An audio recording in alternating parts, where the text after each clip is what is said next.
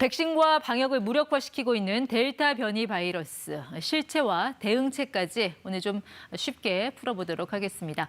유병욱 순천향대 가정의학과 교수 나오셨습니다. 네, 교수님 안녕하세요. 네, 안녕하세요. 좀 걱정이 끝이 없습니다. 이 델타 변이 바이러스 확산세, 교수님께서는 좀 어떻게 보고 계세요? 두 가지 측면이 있습니다. 네. 우선 새로운 변이 바이러스가 우세종, 즉 더 많이 확산되고 있다는 건 걱정할 만한데요. 네. 바이러스의 특성을 한번 생각해 볼까요? 바이러스는 스스로 생존하기 위해서 숙주인 사람 등을 크게 괴롭히지 않고, 즉 증상은 약해지면서 더 번식, 즉 네. 전파력은 강해집니다.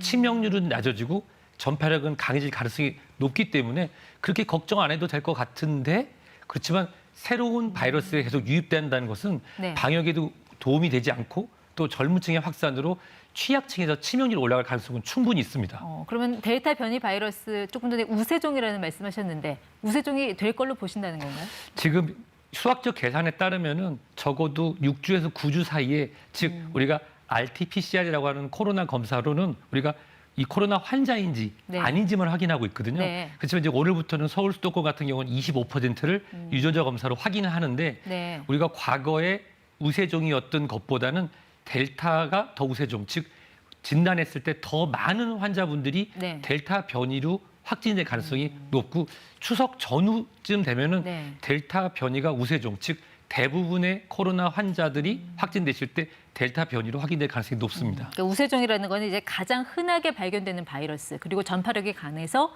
그만큼 좀 새끼를 잘 치는 이 자기 번식이 강한 그런 바이러스, 그렇게 보신다는 말씀이죠? 그렇게 이해하시면 좋습니다. 그럼 지금 전체 확진자 가운데 지금 델타 변이 바이러스로 추정되는 사람의 비율이 한 어느 정도 됩니까? 지금 현재 한 18% 정도 보고 있는데요. 이 우리가 RT-PCR이라고 하는 코로나 검사는 오늘 검사를 하면 빠르면 6시간, 12시간, 늦어도 내일이면 알 수가 있죠. 네. 그런데 우리가 이것이 알파 변인지 델타 변인지를 확인하기 위해서는 유전자형을 확인해야 되는 작업이 필요한데요. 네. 그것은 모든 기관에서 이루어지는 게 아니라서 3일에서 5일 정도 걸립니다. 즉 네. 오늘 월요일 7월 5일 월요일에 갖고 있는 변이 18%는 3일, 5일 전의 통계이고요. 오늘 확진을 새로 되시는 분들이 네. 이번 주 금요일, 토요일 날 나온다 하니까 방역에서 실제 현장에 일하시는 분들은 5일 전에 기록을 가지고선 대책을 세워야지 많이 머리가 아플 거로 판단이 됩니다. 그렇다면 치명률 같은 경우는 어떻습니까? 어떤 나라는 좀 높게 나오고 어떤 나라는 낮게 나오는데 왜 이런 차이가 발생하는 건가요? 이것 때문에 걱정을 많이 하시는데요. 예를 들어서 우리나라처럼 중증 환자, 중환자 시설이 잘 돼 있고 고령층의 백신이 완료된 경우라고 하면 델타 변이가 우세종이 되더라도 치명률이 급격히 올라갈 가능성은 낮지만, 안타깝게도 이런 1차 의료에만 집중하고 3차 중증 의료에 집중하지 않았던 영국 같은 경우는 접종이 어느 정도 진행이 되었지만 네. 다시 확산세가 되고 실제로 의료진들이 포화 상태에서 환자를 놓칠 수도 있는 상황이 될 수 있습니다. 네. 그리고 또 인도네시아나 인도 같은 경우는 기초적인 의료 환경이 비교할 수 없을 만큼 낮아서 너무 마음이 아픈데요. 그런 경우에는 또 다른 치명률이 낮다고 판단되는 우세종이 나오더라도 환자가 확산이 되면 의료 환경이 받아줄 수 없기 네. 때문에 치명률이 올라갈 수 있습니다. 이게 사실 눈앞에 현실이 된 거라서요. 델타 변이 바이러스에 걸리면 증상은 어떻게 나옵니까? 기존의 코로나 바이러스와 어떻게 달라요? 기존의 코로나 바이러스 같은 경우는 무증상이거나 고열 또는 몸살 이런 걸 얘기했다고 하면은, 최근까지 외신의 보도나 국내에서의 보도를 보면은 이 델타 변이형으로 느끼신 분들이 내가 코로나 환자였어? 네. 이렇게 말씀하시는 분들이 있대요. 그 이유가 목이 좀 따끔따끔하는 경우, 코가 약간 맹맹한 경우, 우리가 얘기하는 코로나 바이러스, 즉 일반 감기 바이러스의 증상과 비슷했다는 네. 거죠. 그렇지만 우리가 간과하면 안 되는 점은 20, 40대의 젊은 분들은 가볍게 앓고 지나갈 수도 있거나 무증상의 상태에서 누군가에게 감염시킬 수 있지만 네. 그분들의 가족, 특히 현재 우리 60에서 74세 사이에 약 200여만 분이 예방접종을 아직 안 하셨거든요. 네. 그런 상태에서 감염이 된다고 하면 누군가에게는 치명적일 수 있는 것이 코로나19의 특성이기 때문에 변이가 증상이 약해지더라도 치명률은 고령층, 취약층에서 올라갈 수는 있습니다. 근데 지금 20대 젊은 층에서 확진자가 급증하고 있잖아요. 이게 백신 접종률이 낮아서 그런 건가요? 우선 두 가지가 있는데요. 우선 치명률을 낮추기 위해서 고령층의 예방접종이 집중됐던 점. 또 하나는 지난 4, 5주 정도를 네. 돌아봤을 때 현장에서 느끼는 분들이 똑같은 생활을 합니다. 젊은 분들 마스크 잘 안 씁니다. 식당이나 주점들 꽉꽉 차 있습니다. 네. 8제곱미터당 한 명씩 지키는 데가 얼마나 될까요? 정말 잘 지키는 데도 있지만 지키지 않는 곳도 많고, 젊은 분들일수록 증상이 없기 때문에 네.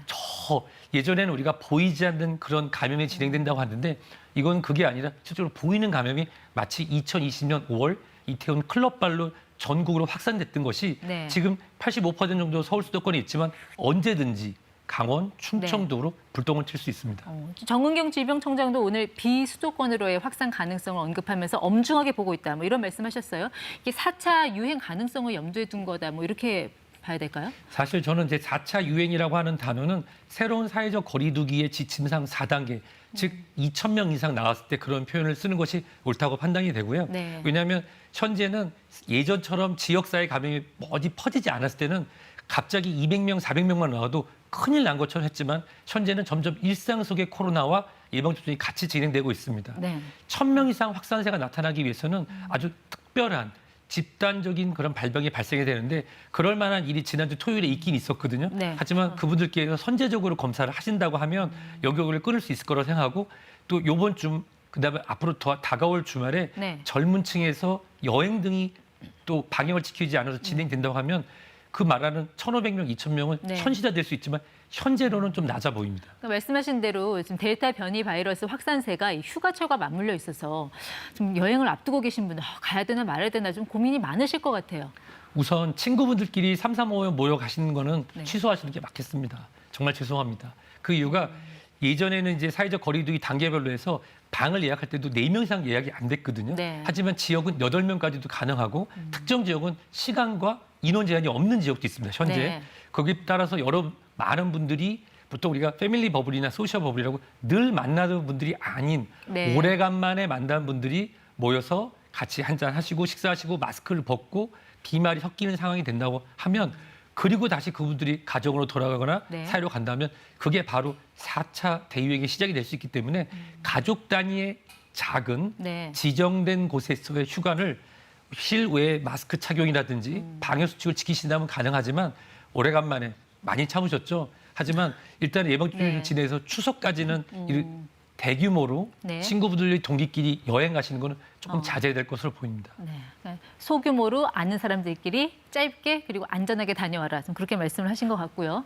예, 수도권 확산세가 계속되면서 새로운 거리두기 적용이 일주일 정도 연기됐습니다. 7일 날 이제 새로운 또 조정안을 발표한다고 하는데 어떻게 전망을 하세요? 사회적 거리두기 새로운 단계에 따르면 수도권 지역은 이미 3단계를 진입을 해야 됩니다. 하지만 방역 당국에서는 부담이 될 만한 것이 완화와 경제에 대한 그런 회복감, 동시에 이런 확산세들이 양쪽에 지금 걸려 있는데요. 제가 개인적으로 판단하기로는 사회적 거리두기 새로운 단계를 수도권에서 지금 네. 시행을 유예한 상태입니다. 네. 지금 하겠다고 했다가 조금 이따 하겠습니다라고 했는데 그 좀 이따 네. 하겠습니다라는 유예를 일주일 정도 기다리면서 더 연장할 확산세를 거다. 지켜보고 네. 만약에 지속된다고 하면은 전문가들이 얘기하는 새로운 사회적 거리두기의 3단계에 준하는 것을 시행할 가능성이 높습니다. 이제 결국 핵심은 우리가 지금 맞고 있는 코로나 이 백신이 과연 이 바이러스를 어느 정도 커버해 줄 것이냐, 얼마 정도 막아줄 것이냐 이거잖아요. 네.